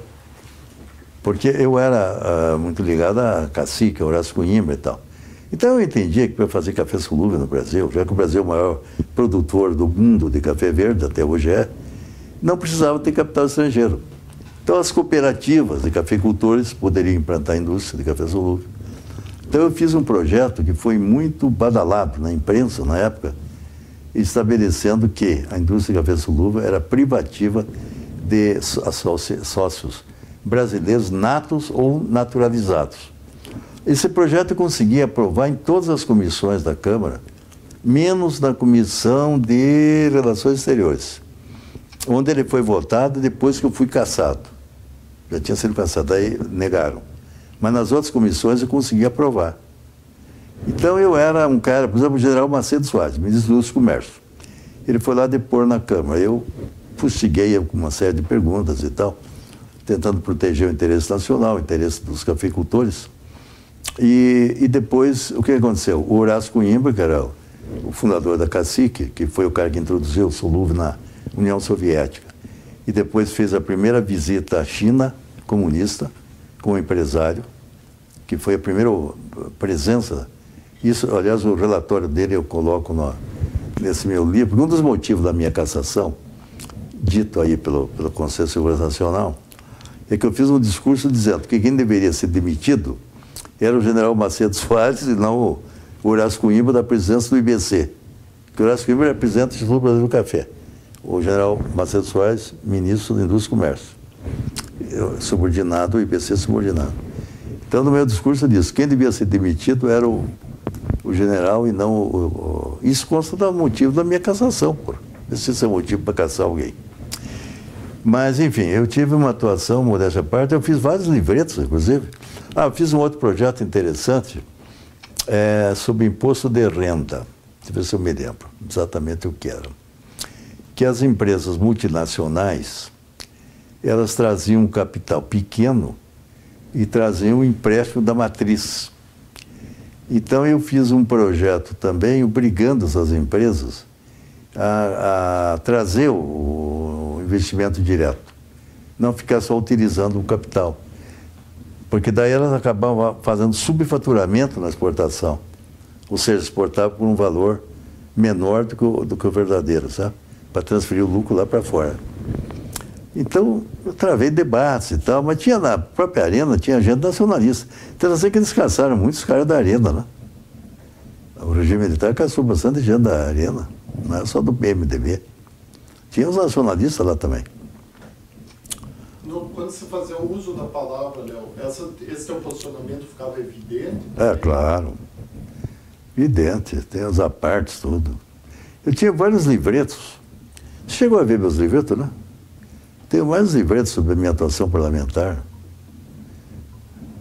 Livretos produzidos na época? Sim, na época. Tinha algum jornal que circulava? Saía muita matéria minha em jornal, viu? Eu era bom de imprensa. O Correio da Manhã, por exemplo, na época, depois fecharam, a ditadura fechou o Correio da Manhã. O Jornal do Brasil publicou muita matéria minha, na época, atuação parlamentar. A revista Manchete, eu era muito bom de imprensa. Entendeu? O próprio Estado de São Paulo publicava alguma coisa, a Folha de São Paulo. Eu tinha, porque a imprensa sempre teve gente nossa na imprensa, né? Jornalistas de esquerda, nacionalistas e tal. Então eu fui liderado, por exemplo, pelo Mário Covas. Era o meu líder, que foi caçado também, né? O Mário Covas foi caçado no regime militar.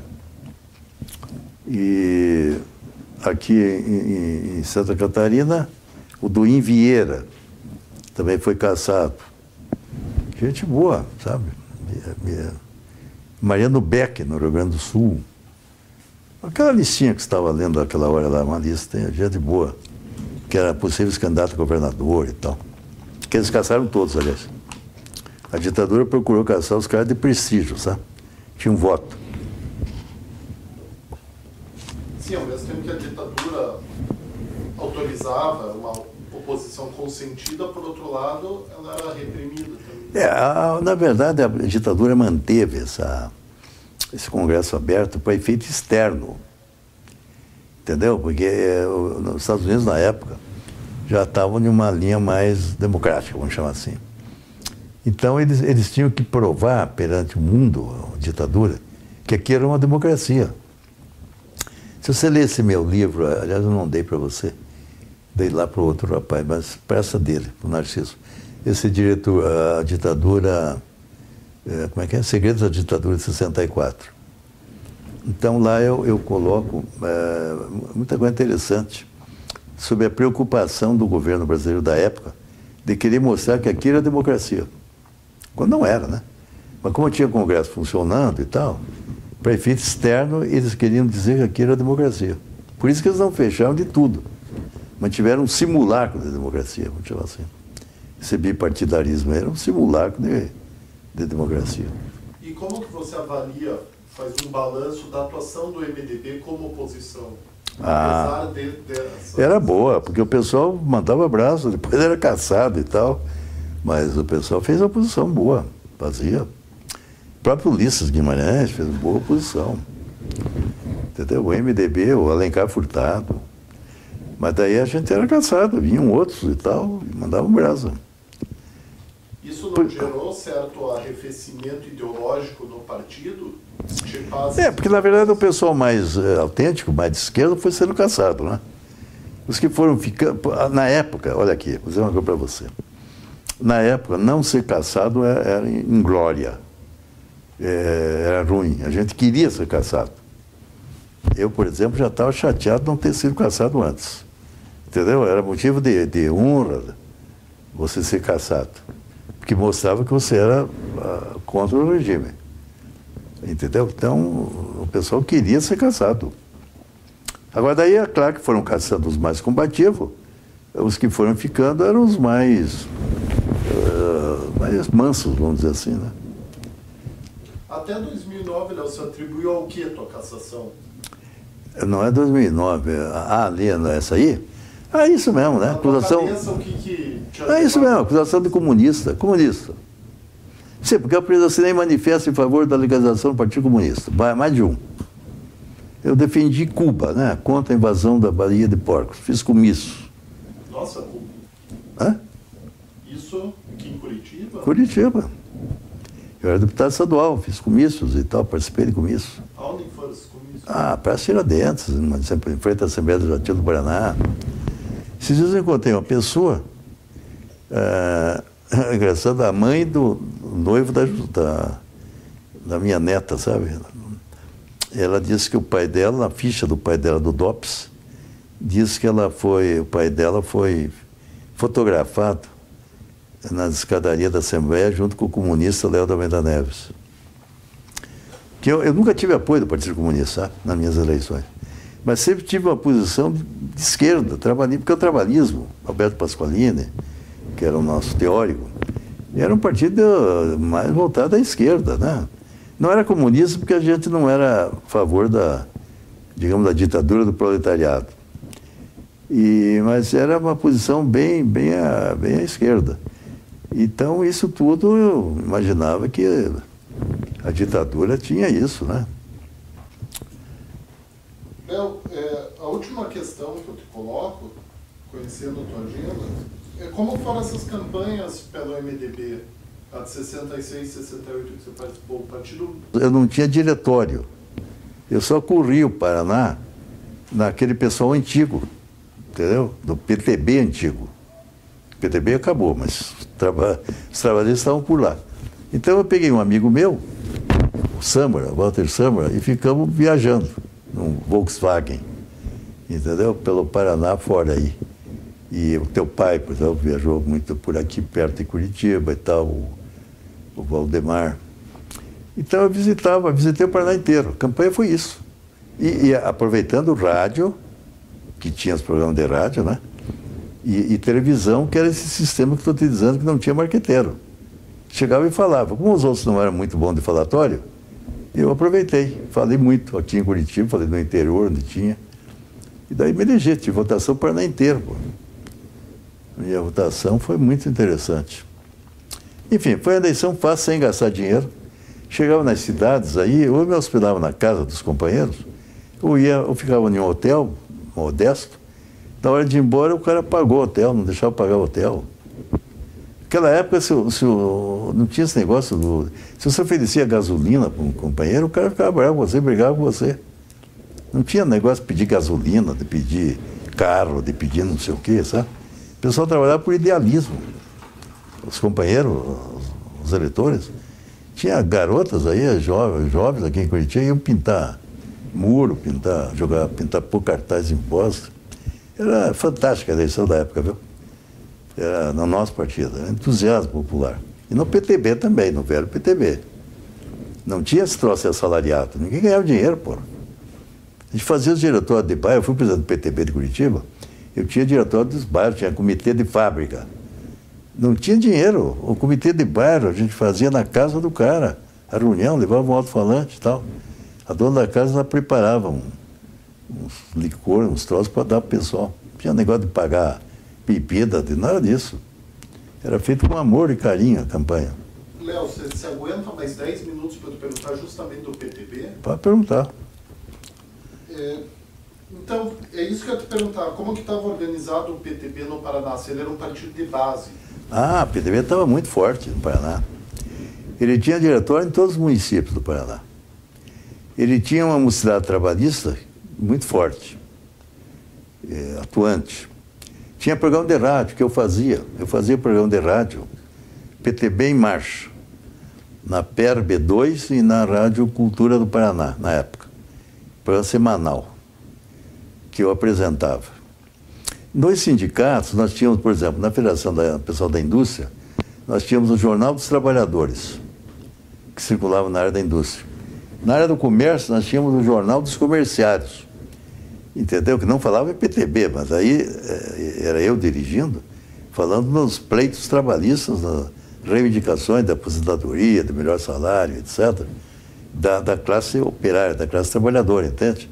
Nós tínhamos um domínio praticamente total dos sindicatos e trabalhadores do Paraná, entendeu? Então, para você ter uma ideia, quando eu fui para o Banco do Brasil, eu levei para o meu gabinete dois ex-presidentes de sindicatos bancários, um de Curitiba e outro de Londrina. E dois presidentes da ABB, que era a Associação Atlética Banco do Brasil. Então, a gente tinha uma base popular aqui no Paraná muito forte, nos sindicatos enfim, militância. A militância era forte. E todo mundo na base do idealismo, não tinha esse negócio de dinheiro. Essa porcaria surgiu depois da ditadura. Você mencionou, né, o Alberto Pasqualini. Sim. Dentro do PTB, o PTB, pelo que você está colocando, era um partido, então, altamente ideológico. Sim, claro, era o trabalhismo. Mas, desde o Souza Naves até as bases. Sim. É verdade, porque o Alberto Pasqualini era nosso teórico, foi senador e tem livros, Bases e Sugestões para uma Política Social. É um dos livros do Alberto Pasqualini. E o ideário do Partido Trabalhista Brasileiro, o programa, também era um programa ideológico que a gente ajudava a elaborar. Quando havia convenção nacional, congresso, as secções estaduais levavam as sugestões e tal. Eu levei muitas. Nós tínhamos também jornais trabalhistas do PTB mesmo. Tinha a Vanguarda Trabalhista, que o Gamaliel Bueno Galvão que ele liderava. Eu tive a revista O PTB, que eram revistas periódicas, né? Tinha o que mais? Jornal, o Trabalhismo em Marcha. Jornais de conotação trabalhista, né? Que circulavam, a gente mandava para todos os diretórios e tal, né? E a gente alimentava muito o pessoal na época com circulares. Porque na época não tinha internet, não tinha nada, né? Então se fazia correspondência e encaminhava para a turma. Ideologizando a turma, enquadrando os caras. E a relação com o PCB do PTB? Havia um entrismo, que eram os candidatos do PCB concorrendo dentro do PTB? Quando o PCdoB caiu que eles tiveram na legalidade, né? Até 48. Até 48. Depois eles ingressaram. O Vieira Neto não chegou a entrar. O Vieira Neto foi publicado um livro, foi deputado do Partido Comunista, né? E foi constituinte, foi presidente da UAB. E saiu um livro, que a irmã dele, a filha dele, aliás, é minha companheira da Academia Paranaense de Letras, eu sou da academia. E ela publicou um livro sobre meu pai, Vieira Neto. E tem um título aí, que é o Prêmio Vieira Neto, que é dado pela OAB aos principais advogados, você sabe disso, do Paraná, né? Eu fui vice-presidente também do Hugo Simas, Centro Acadêmico Hugo Simas. Lá eu criei um partido, inclusive, PDU, Partido Democrático Universitário, que eu acho que está no poder hoje aí até. Porque lá tinha dois partidos só, era o PAR e o PDU, o PAR e o PAP, Partido Acadêmico Renovador e Partido Acadêmico Progressista. Mas só o PAP ganhava a eleição, o PAP perdia. Eu entrei na Faculdade de Direito e criei, bom, diga-se de passagem que eu era o mais jovem da minha turma. Foi eu que me formei mais jovem. Mas daí eu criei um novo partido, o Partido Democrático Universitário. E me candidatei a presidente, só para firmar o nome do partido. E no ano seguinte fiz coligação com o PAR. Era a coligação Alir Ratacheski, presidente, e Léo, era vice, Alir e Léo. E daí, pela primeira vez, depois de 10 anos, derrotamos o PAP. Conseguimos fazer a presidência do Centro Acadêmico Gucimas de Direito, sabe? E contabilidade também, eu organizei o Centro Acadêmico Carlos de Carvalho, que não existia centro acadêmico, eu organizei, fiz o estatuto, etc. Era metido. E disputei eleições na UPES também, tal, perdi muitas também. Ganhava e perdia, fazia parte. Mas, Léo, então as pessoas do PCB, algumas atuavam dentro do PTB. Do PC? Isso... Sim, isso, eu dei até alguns nomes, mas eles não se... Lá no PTB eles não se diziam do PCB. Entendeu? O cara era PTB. Só os íntimos que sabiam, talvez. Mas vocês percebiam que era do PTB? Sim, claro, a gente sabia, amigos. Esse rapaz aí que eu fiz, Fernando Tristão Fernandes, ele tem um escritório belíssimo no Rio, o filho dele é desembargador no Rio de Janeiro. Esse tempo ele ainda esteve em Curitiba, almoçamos juntos e tal. E o cara fantástico, era do Partido Comunista, mas estava no PTB. Comparando essa relação PTB-PCB com MDB-PCB, se tinha mais abertura, o PCB se colocava como tal dentro do PTB ou não? Não, eles não se colocavam como tal. Porque não podia, senão eles eram perseguidos. Olha. Isso no próprio governo ali do Jango, do Jânio, Juscelino? Não, ali não, porque o próprio Juscelino e Jango eram apoiados por eles, né? O Luiz Carlos Prestes manteve muito contato com o Jango. Inclusive, quando o Luiz Carlos saiu do PCB, porque ele sabe que ele saiu no final da vida, ele praticamente apoiou o PDT do Brizola, no Rio de Janeiro. Você mencionou da campanha da legalidade aqui em Curitiba de Beira de Mato. Sim, general. Chegou a ter distribuição de arma para... Não, arma não. Não, arma não. Nem aqui, nem no Rio Grande. Porque foi muito rápido o negócio, né? Nós ganhamos rápido. O Jânio renunciou 25, nós tomamos posse dia 7 de setembro. Foram 13 dias. Mas nós abriu o voluntariado, sabe? O cara ia lá e se inscreviam. Mas... Tiveram bastante inscrição? Muitas. Havia muito entusiasmo.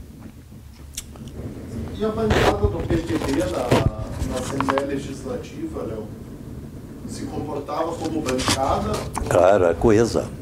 Como bancada, coesa. Sempre nessa linha do nacionalismo. Do nacionalismo. Tínhamos mais nacionalistas que os outros, né? O Valdemar Daras, por exemplo, era mais nacionalista. Eu, o próprio Maurício Silva. Tínhamos mais, mas em geral todo mundo. Agora é a última pergunta mesmo que eu te faço, Léo. Antes de te pedir ao final para você fazer um balanço geral do período e da tua trajetória de vida, né, política. Mas antes disso, como que o governo... Nós já embora. Sim, fala. Como que o governo do Jango, Léo, e você como parte desse governo do Jango, vocês estavam vendo toda aquela mobilização social do período, porque era um período de intensa mobilização, isso tinha greve, claro. pressão para sindicalização. Democracia total. Democracia total. Como que o governo estava vendo isso? Não, o governo permitia isso, claro. Porque o Jango era um democrata, ele era um latifundiário que defendia a reforma agrária. Ele queria as reformas de base, entendeu? E ele foi um ministro do Trabalho do governo do Getúlio Vargas que valorizou muito a classe operária. Conviveu com os sindicatos de trabalhadores, entendeu? E então ele deu plena e ampla liberdade ao povo brasileiro. Havia total liberdade de manifestação. O negócio é o seguinte, o que resultou na ditadura, do meu modo de ver, não só do Brasil, mas da Argentina, do Chile, do Uruguai, foi a chamada Guerra Fria. A Guerra Fria entre os Estados Unidos e a União Soviética. Como os Estados Unidos perdeu Cuba, Cuba ficou comunista, eles tinham medo que outros países da América Latina ficassem a favor da União Soviética na hipótese, ou do Mao Tse-tung, da China comunista, na hipótese de eclodir uma guerra mundial. E havia esse risco. Por muito pouco não houve a guerra atômica quando a Rússia instalou mísseis em Cuba, que daí os Estados Unidos obrigou eles a retirarem esses mísseis, eles acabaram aceitando. Havia um risco de guerra e os Estados Unidos não admitiam que o Brasil pudesse ficar ao lado da União Soviética. Então eles implantaram ditadura não só no Brasil, mas no Brasil, na Argentina, no Uruguai e no Chile, para defender os interesses da política norte-americana, entende? Não só econômica, que também as empresas americanas levavam vantagem, mas principalmente no caso de uma guerra mundial, para esses países não ficarem na linha soviética. Esse foi o principal motivo, entende? Não foi motivo interno, na minha opinião. E, aliás, eu digo nos meus livros isso, né? O problema foi a Guerra Fria. Por exemplo, o DOPS. O DOPS do Brasil começou a defender os interesses americanos logo depois da Segunda Guerra Mundial. Porque a Guerra Fria começou na Grécia. Quando houve um movimento do Partido Comunista na Grécia, os americanos não deixaram. Porque já tinham perdido a Iugoslávia, perdido a Romênia, a Bulgária, tudo comunista, né? A Tchecoslováquia, a Polônia e tal. Então ali começou a Guerra Fria. E os Estados Unidos, o DOPS, você está dizendo, o DOPS quis se enquadrar como comunista até o Getúlio Vargas, poxa. Até o João Goulart, eles quiseram caçar o Tancredo Neves. O DOPS virou um troço tipo CIA, dos Estados Unidos. Então a influência, isso eu retrato muito bem, relato, principalmente no meu livro Vivência de Fatos Históricos, que é um livro de 534 páginas, pela editora Paz e Terra, do Fernando Gasparian, de São Paulo. Entendeu? Eu historio essas coisas com mais detalhes. Então foi um movimento muito mais em função da Guerra Fria, porque os americanos puseram aqui o embaixador Lincoln Gordon. Era um agente para a deposição do Jango, logo que o Jango assumiu. A coisa não foi aos poucos, desde o início está provado isso, documentos dos Estados Unidos, que eles se interessaram de eliminar o Jango desde o começo.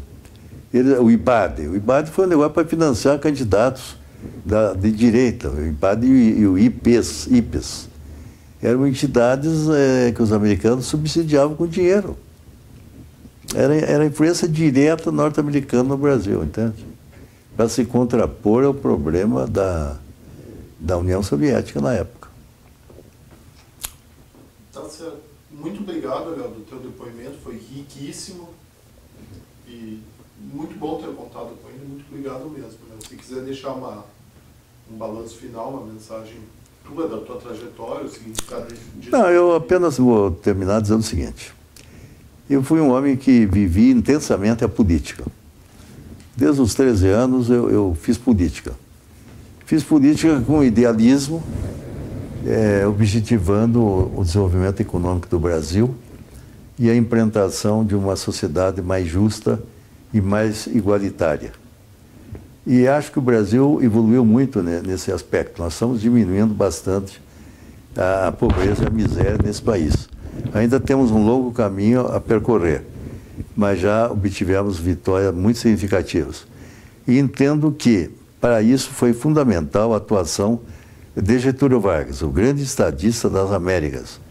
Um homem fantástico, que começou a Revolução, por exemplo, de outubro de 1930, escrevendo um diário. Ele escreveu diariamente todas as suas atividades, o seu governo, até 1942, quando ele parou o diário dele. Isso se transformou em 2 volumes, pouco divulgados, mas 2 volumes editados. Eu tenho os 2 volumes, muita gente pode ler, querendo.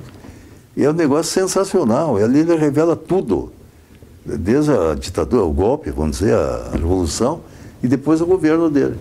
Então o Getúlio Vargas mudou o Brasil. Ele criou a legislação trabalhista, que o trabalhador brasileiro não tinha direitos, era caso de polícia, as reivindicações dos trabalhadores. O subsolo pertencia a particular. O Getúlio Vargas estatizou o subsolo. Com isso, as riquezas do subsolo são da União É o caso do petróleo, é o caso dos minérios. O cidadão tem que, a empresa tem que pleitear do governo para poder utilizar o subsolo. O Getúlio Vargas criou a Vale do Rio Doce, que se transformou na maior empresa mineradora do Brasil, que foi mal privatizada por míseros 3 bilhões e 300 milhões pelo FHC, quando valia trilhão aquilo.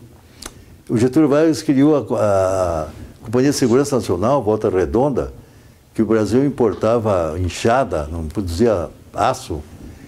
O Getúlio Vargas criou a Petrobras, criou o primeiro Conselho Nacional do Petróleo, depois a Petrobras, pela Lei 2004, de 3 de outubro de 1963. Então, isso é trabalhismo. Getúlio Vargas é trabalhismo. João Goulart, o sucessor do Getúlio Vargas, é trabalhismo. Foi ministro do Trabalho, aumentou em 100% o salário mínimo. Foi deposto pelo manifesto dos coronéis, fizeram um manifesto coronel para derrubar o Jango. O Getúlio derrubou o João Goulart do Ministério do Trabalho, mas decretou o aumento do salário mínimo em 100%. E quando você aumenta o salário mínimo, você acaba aumentando os salários em geral, que puxa os demais salários. Então você ajuda a constituir, a formar uma sociedade mais justa e mais igualitária. Então eu lutei minha vida por esses ideais, continuo lutando, continuo escrevendo meus artigos. Desses dias escrevi um artigo aí sobre o João Goulart. E todo ano eu faço o meu artigo no aniversário de morte, de suicídio do Getúlio Vargas, que ofereceu a sua vida ao povo, aos trabalhadores, e ainda teve que dar um tiro no próprio coração para se contrapor à ignomínia dos Estados Unidos e do Carlos Lacerda. Enfim, o trabalhismo é um ideário de luta em favor do povo e dos trabalhadores. Eu me considero muito feliz de ainda participar dessa luta, mais modestamente agora, pela idade. Estou com 81 anos, mas continuo fiel aos meus ideais da juventude.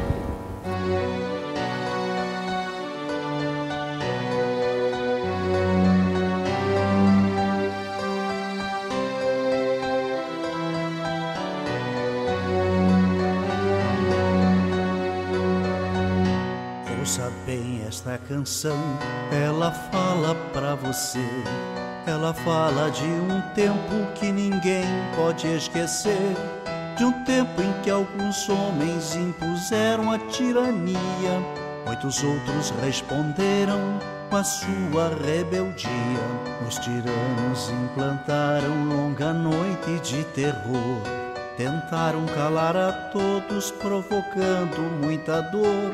Censuraram a cultura e toda a cidadania, calaram toda a voz, promovendo a vilania.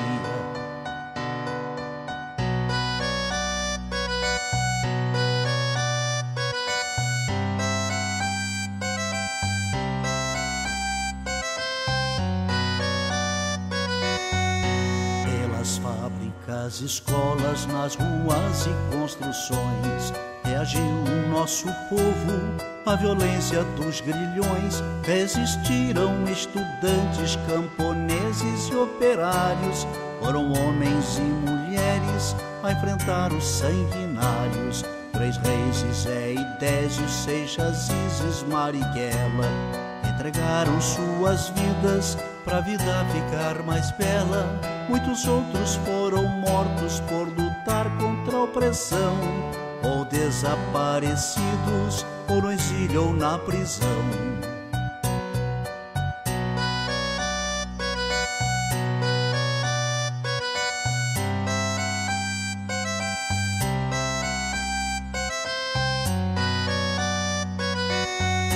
Com a luta desses homens derrotou-se o opressor. Muito sangue derramado, muita lágrima e suor. Quem tem medo de retorno não se sinta equivocado. O terror que foi um dia poderá voltar dobrado. A mesma vigilância de quem ama a liberdade poderá impedir que volte o império da maldade.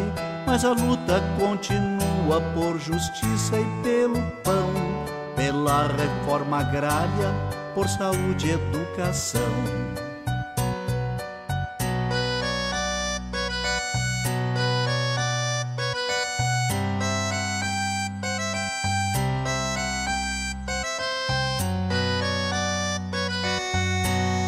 miséria ainda se espalha, a violência é assassina, juventude sem futuro, a história nos ensina, só unido nosso povo vencerá a exclusão.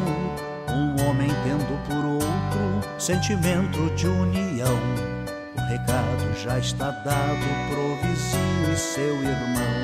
Quando a luta cai, o outro estende a mão, não se cale quem tem fome, quem tem sede de ternura, pois a vida favorece a quem luta com bravura.